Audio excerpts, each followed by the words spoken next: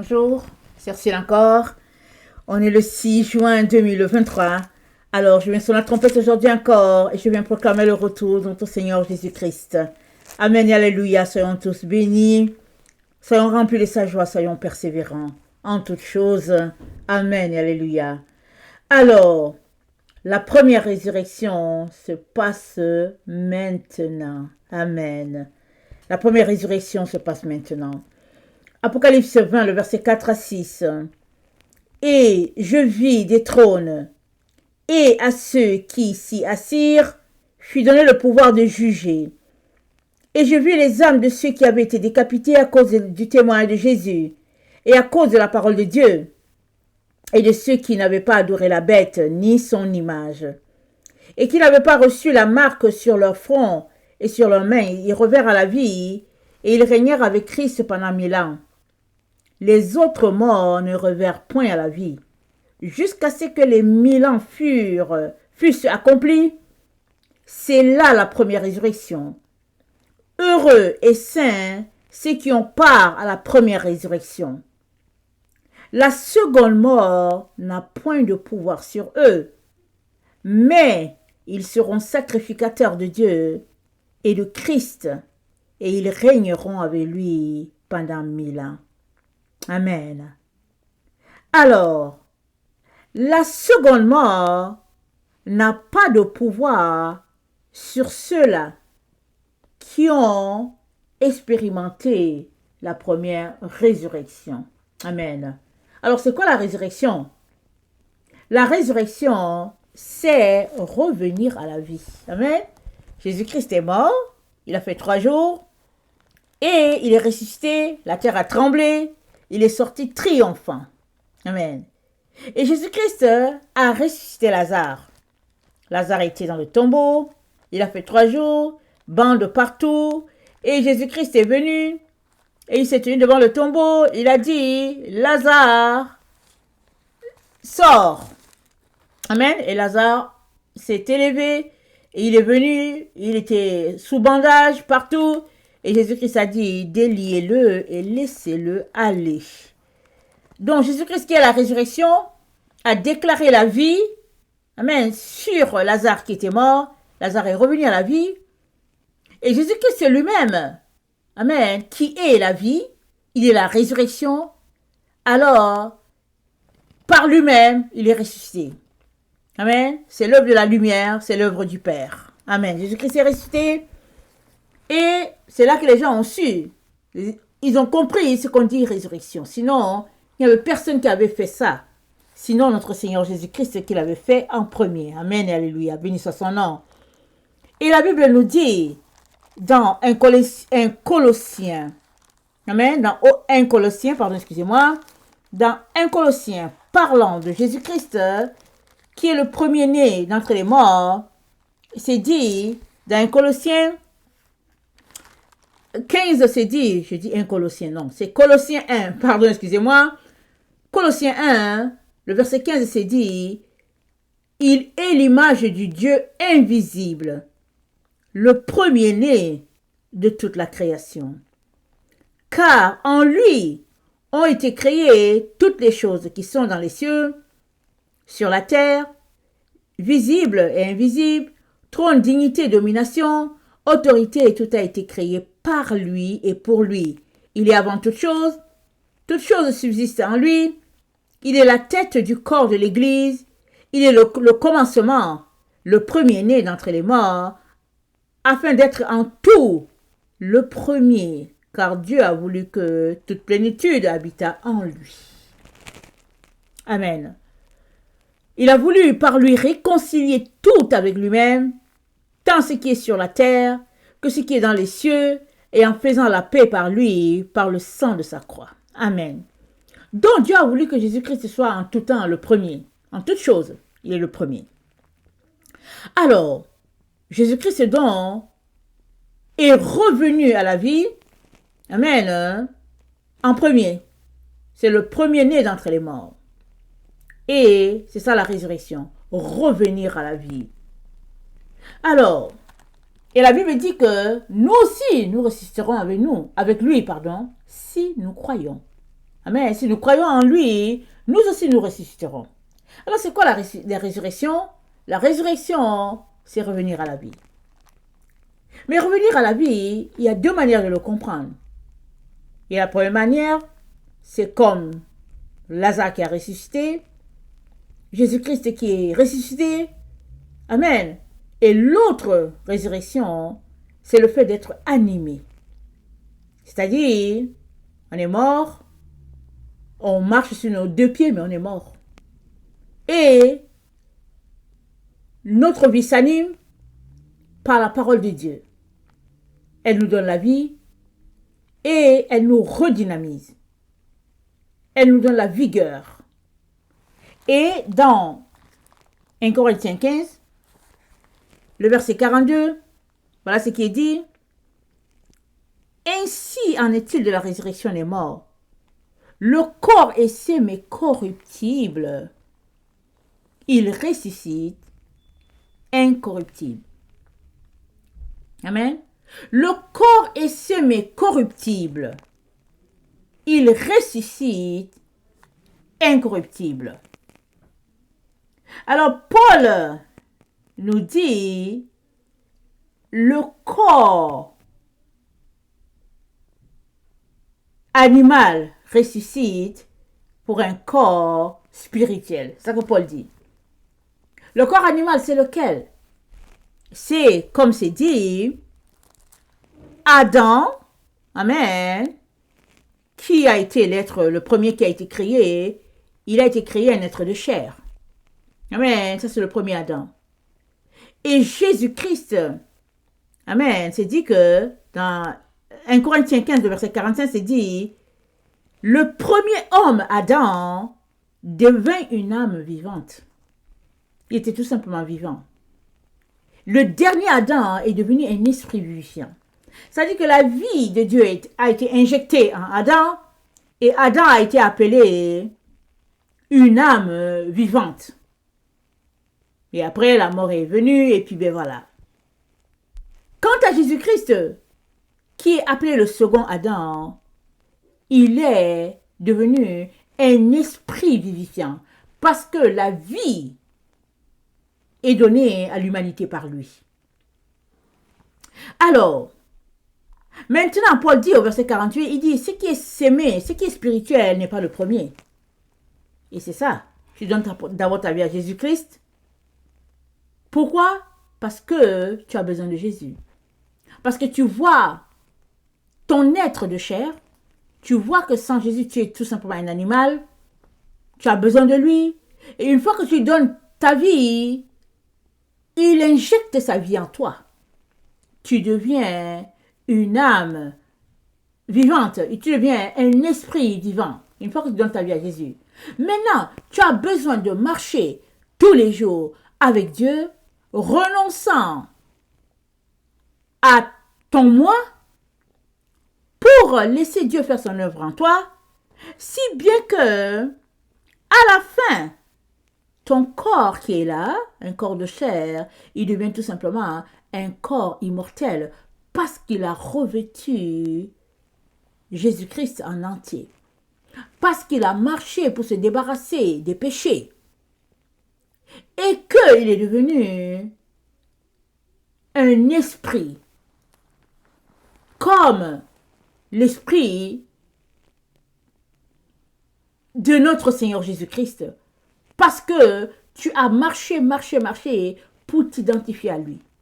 Si bien que tu ne marches plus, ou bien tu ne vis plus selon les choses de ce monde, mais tu marches et tu vis selon la parole de Dieu, selon ce que Dieu dit. Voilà pourquoi tu es dit être devenu un esprit, amen, vivifiant. Et à partir de ce moment-là, tu n'es plus comparé à un animal.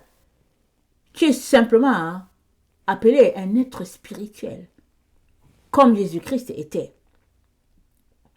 Alors, mais avant d'être un être spirituel, il faut d'abord que tu expérimentes ton être naturel, n'est-ce pas? Il faut d'abord que tu réalises que, hey, tu es un être naturel, tu n'as pas de vie de Dieu en toi, tu as besoin de Dieu, tu lui donnes ta vie, et tu marches chaque jour à laisser de côté les choses que Dieu n'aime pas, parce que la chair et le sang ne te donnent pas la vie. Ce qui te donne la vie, c'est l'Esprit de Dieu. Et l'Esprit de Dieu, tu l'as comment? Tu l'as en mettant en pratique sa parole. Tu l'as en renonçant au désir de ta chair et en pratiquant ce que Dieu attend de toi. C'est comme ça que tu deviens un être spirituel. Alors, Paul, au verset 49, nous dit, de même que nous avons porté l'image du terrestre, nous porterons aussi l'image du céleste. Amen. C'est une garantie. Mais avant que concrètement, ce corps de chair que nous avons, avant que ce corps de chair là disparaisse, il faudrait déjà que dans notre langage, dans nos actions, dans notre habillement, dans notre façon de parler, il faudrait déjà que nous revêtions l'incorruptibilité.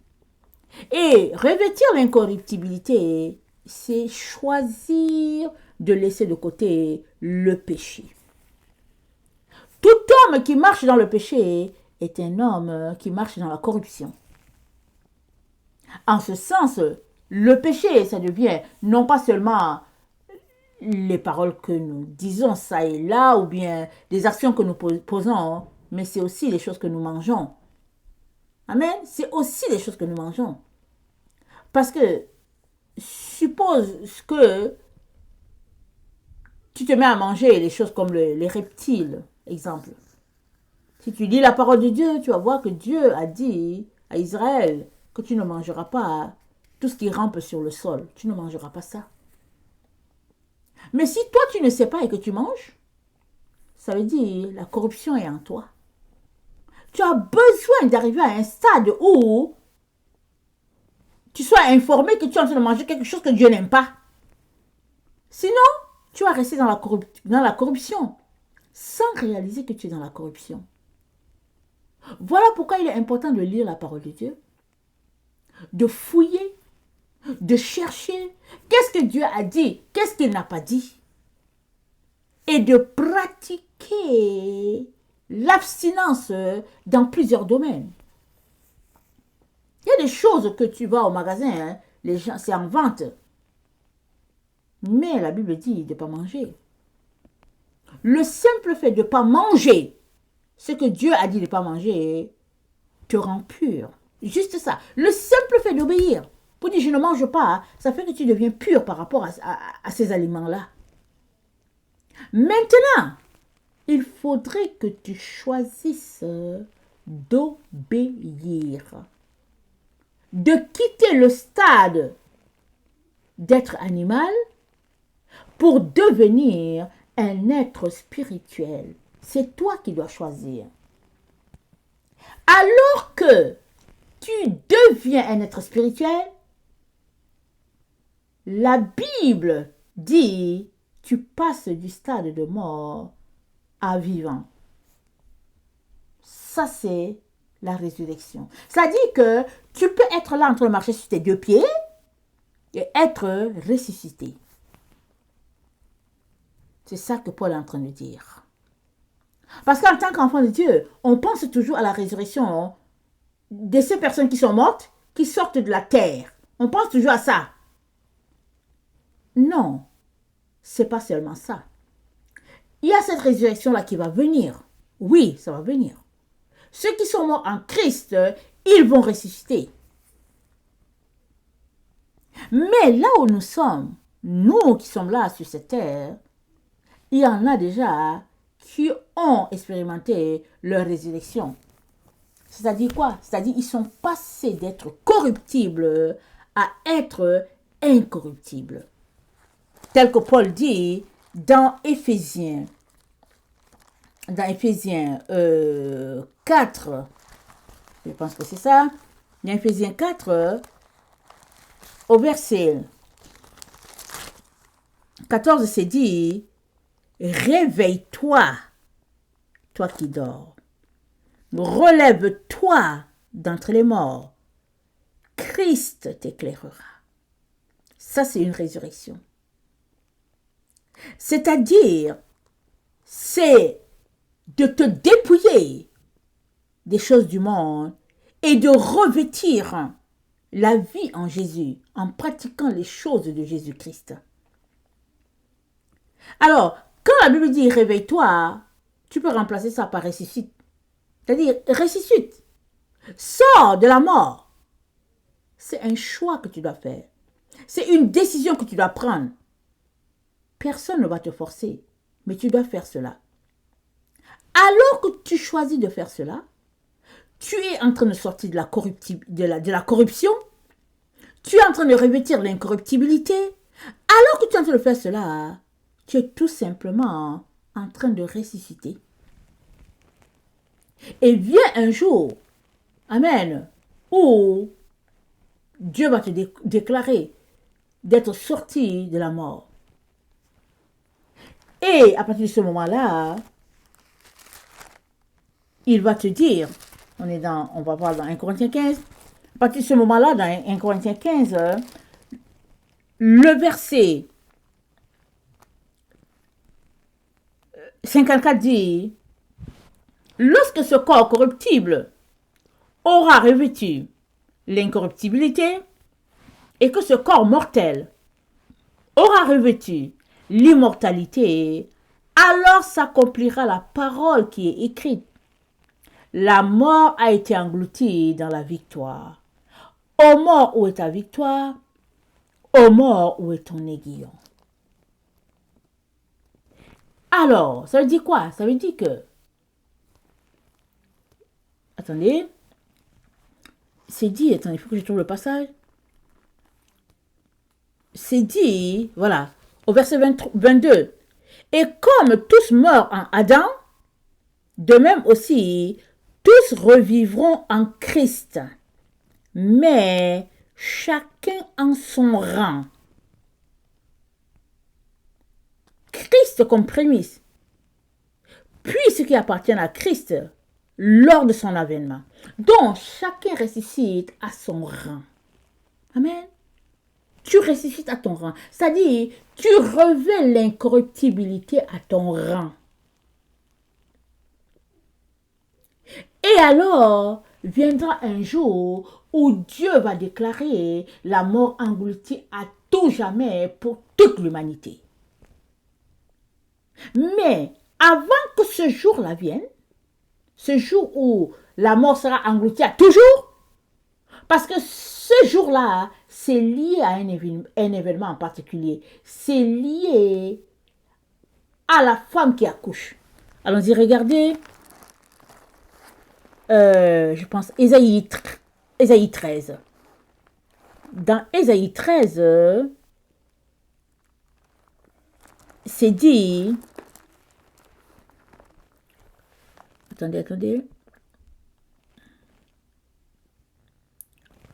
Dans Ésaïe 13, le verset 6, c'est dit, « Gémissez, car le jour de l'Éternel est proche.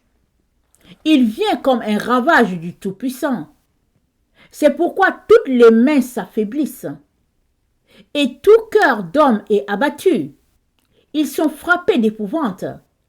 Les spasmes et les douleurs les saisissent. Ils se tordent comme une femme en travail. Ils se regardent les uns les autres avec stupeur. Leurs visages sont enflammés. Voici le jour de l'Éternel arrive, jour cruel, jour de colère et d'ardente fureur, qui réduira la terre en solitude et en exterminera les pécheurs. Donc, ce jour-là, amen, que Dieu compare à des contractions, ce jour-là est lié à l'accouchement de la femme. Lisons aussi Ésaïe 65. Donc, dans Ésaïe 65, attendez, est-ce que j'ai... Oui, je pense que c'est ça. Ok, dans Ésaïe 65, excusez-moi, c'est 66.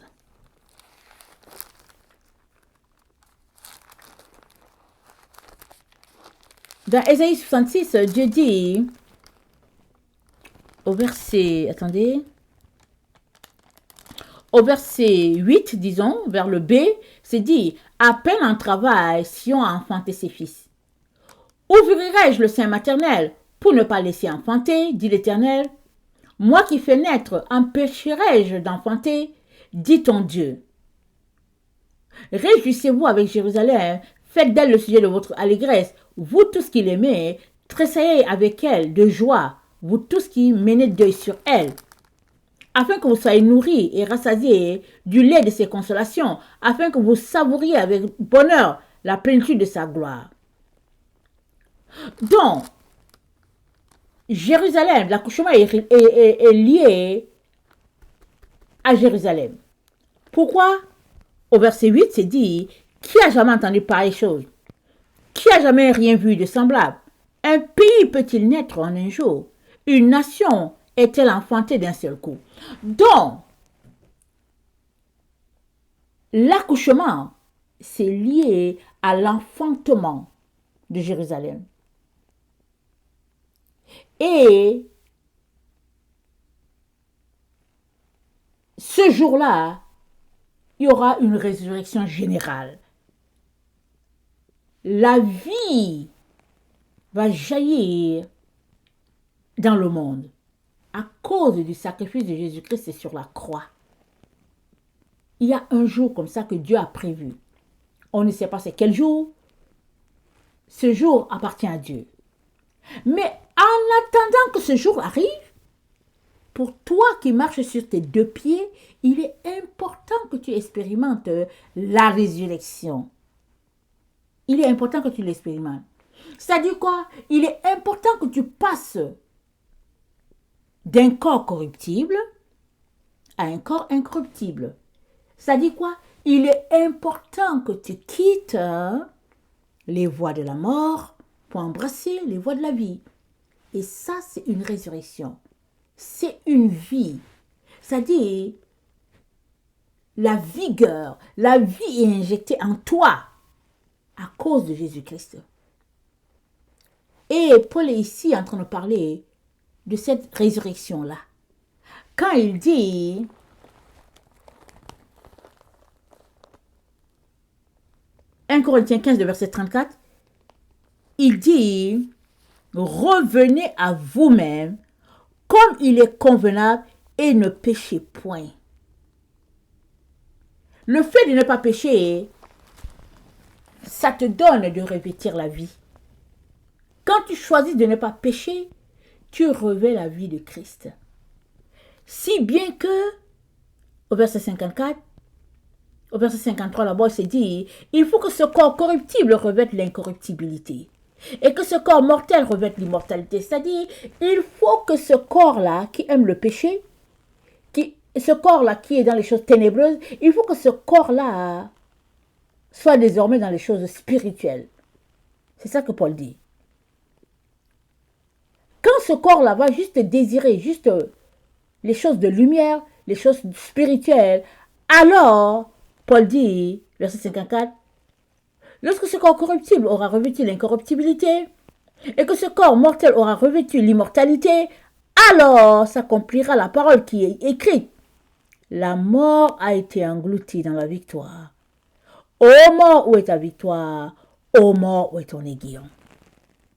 Donc le fait de revivre commence d'abord par l'individu, et vient un temps où Dieu déclare la résurrection sur toute la terre. Un phénomène lié à la décision de Dieu, et ça lui appartient lui seul. Mais il y a un autre qui est lié à ta décision à toi. C'est le fait de désirer de sortir de la corruption de ce monde. Et ça, Dieu ne peut pas décider pour toi. Tu dois décider. Quand Jésus-Christ est venu sur cette terre, il a décidé pour lui-même. Il a décidé de marcher sur la voie que Dieu avait pour lui. Il a marché, il allait jusqu'au bois du calvaire. Toi, tu dois aussi décider de marcher sur la voie que Dieu a pour toi. Alors que tu marches sur cette voie, Dieu va te définir clairement tes voies. Les œuvres que tu es appelé à accomplir, Dieu va te les dire. alors que tu les accomplis, alors que tu portes ta croix, tu recevras aussi ta couronne. Parce que ta couronne est rattachée à ta croix. Alors, choisissant de marcher selon Jésus, la Bible nous dit dans Jérémie 4, donc si tu choisis de marcher selon Jésus, Jérémie 4 nous dit ceci, le verset 5. Non, je vais dire le verset 6. Jérémie chapitre... Attendez, qu'est-ce que je suis en train de dire? Jérémie chapitre 4, le verset...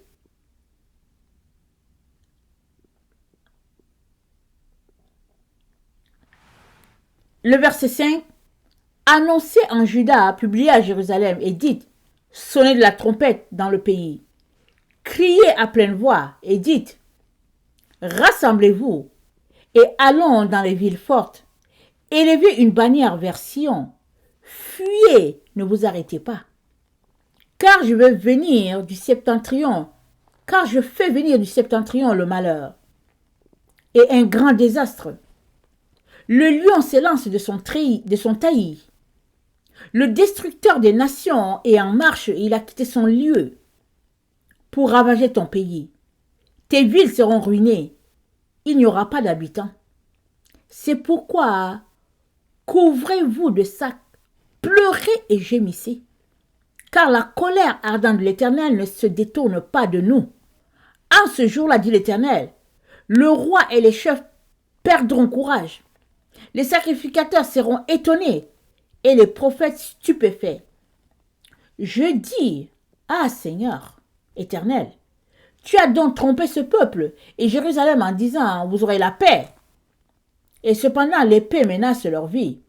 En ce temps-là, il sera dit à ce peuple et à Jérusalem, un vent brûlant souffle des lieux élevés du désert, sur le chemin de la fuite de mon peuple, non pour vanner, ni pour nettoyer le grain.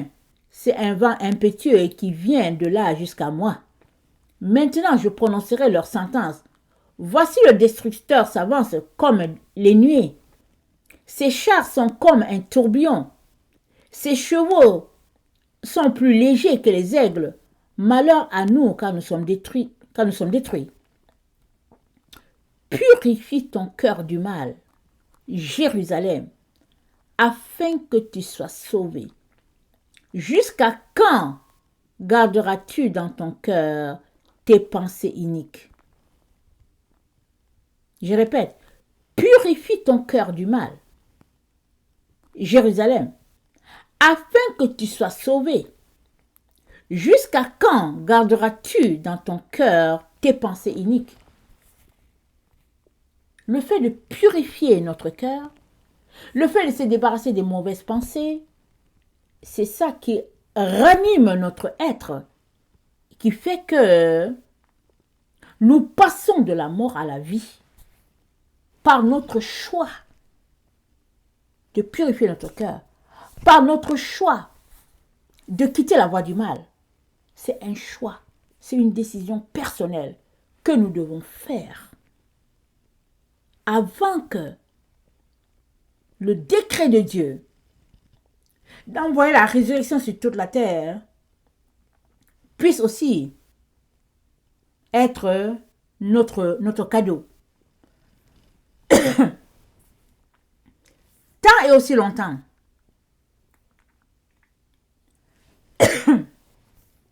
excusez-moi, que tu refuses de changer, de quitter les voies du mal, tu ne connaîtras pas la résurrection de Dieu. Tu seras adonné à la seconde mort. La seconde mort aura de l'effet sur toi si tu ne connais pas la première résurrection. C'est ça qui est dit. Parce que souvent, quand on entend résurrection, on pense seulement à quand les gens sortent de la terre, c'est-à-dire la résurrection comme Jésus-Christ a ressuscité. Mais avant d'arriver là, à cette résurrection-là, Paul nous parle de cette résurrection-là, qui est le fait de redynamiser notre être, qui est le fait d'injecter la vie de Jésus-Christ en nous. Et ça, c'est pas notre volonté. Chercher Dieu, courir après lui, laisser les voies du mal, chercher l'intimité avec Dieu, prendre du temps avec Dieu, jeûner, pleurer sur ses péchés, pleurer parce que on veut aller de l'avant et on est bloqué. Ces actes-là que nous posons, ça nous donne d'expérimenter la première résurrection. C'est ça qui est dit. Dans Jérémie 7,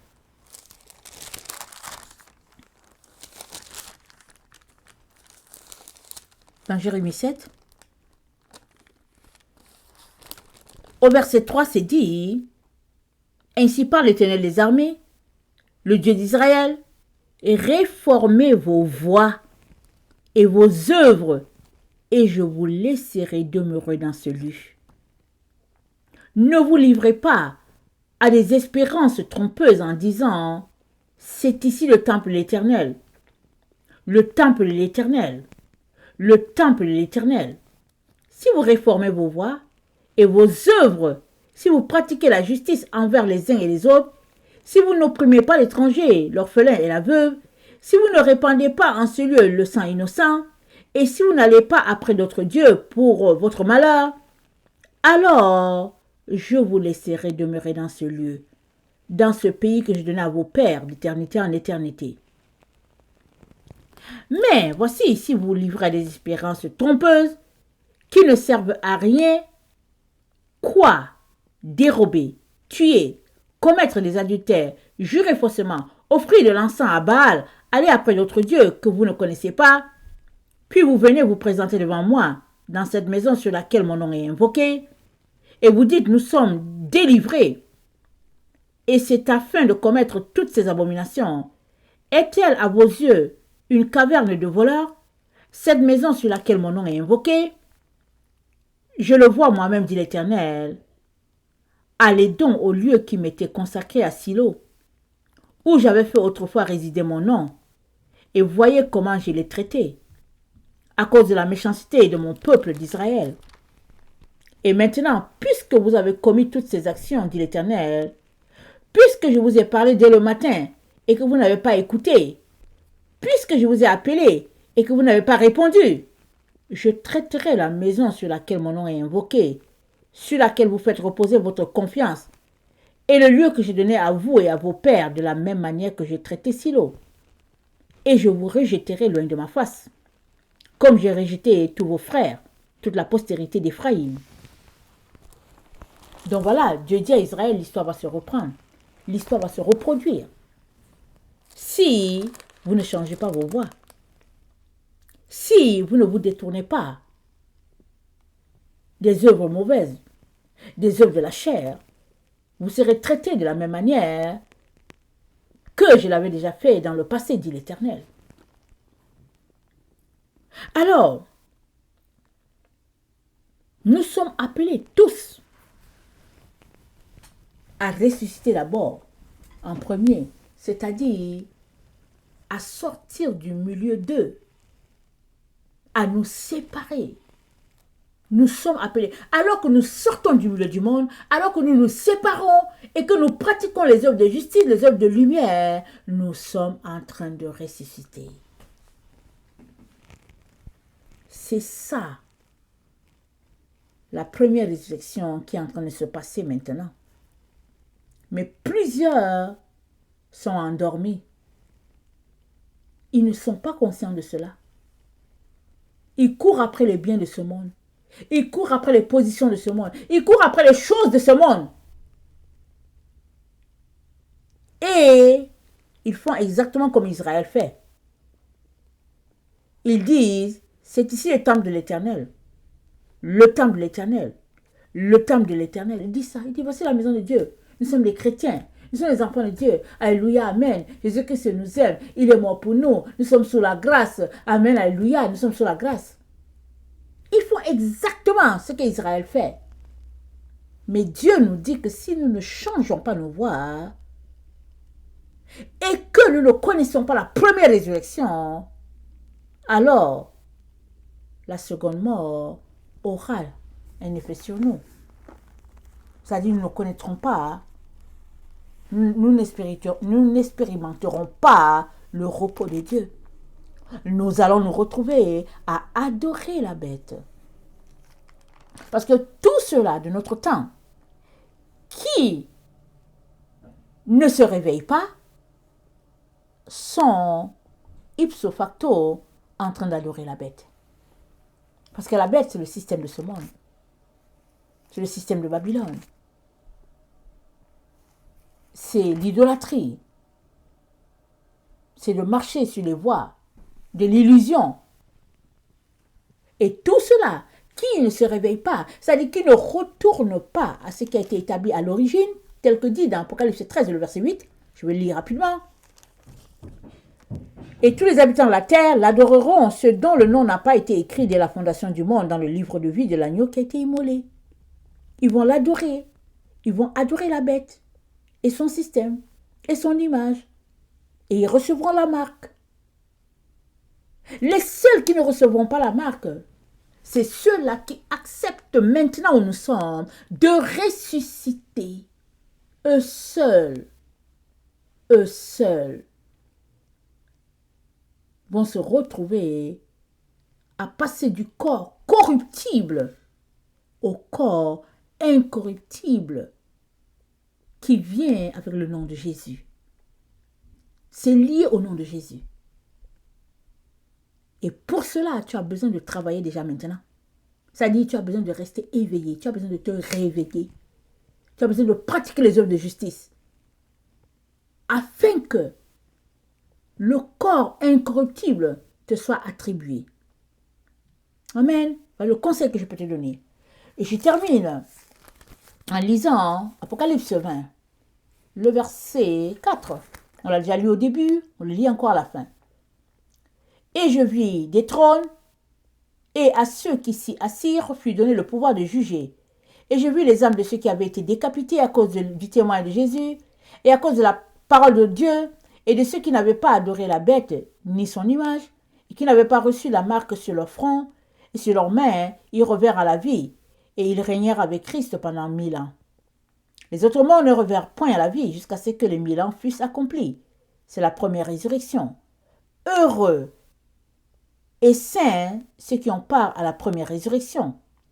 La seconde mort n'a point de pouvoir sur eux, mais ils seront sacrificateurs de Dieu et de Christ, et ils régneront avec lui pendant 1000 ans. Amen. Que le Seigneur bénisse sa parole. Maranatha, Jésus revient. Amen.